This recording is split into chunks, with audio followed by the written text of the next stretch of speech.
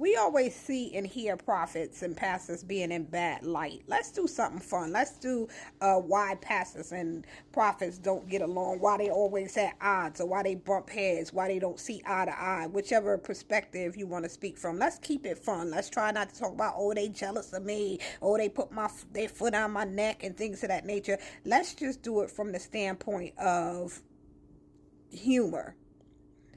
I'll start. And whatever you want to add in, because I know I'm not going to cover all. As much as you want to add in, put it in the comments. And let's laugh and talk together. But one of the things that I want to say is when people come in and they join the church and the pastor will see them, oh, we got to catch fish before we clean them up and, things of that nature. And the prophet will say, we're going to gut this joker out. I'm going to cast these demons out, and they going to make a choice. Either they going in the fish tank or they going in the frying pan.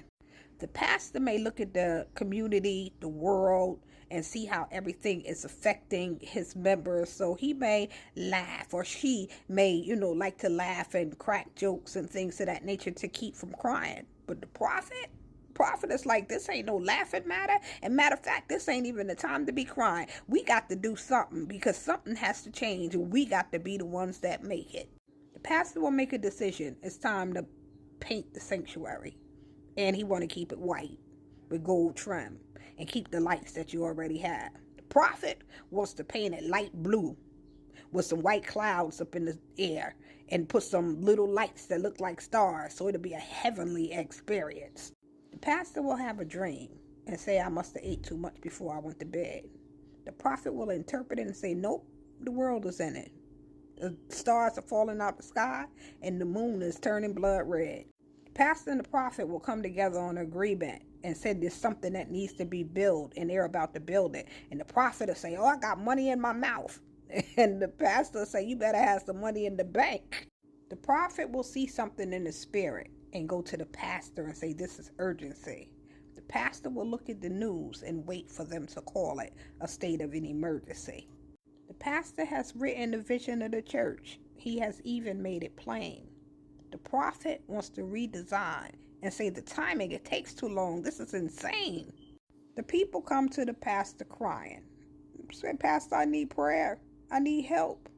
But when they come to the prophet say, you've been saved 50 years. You better pray for yourself.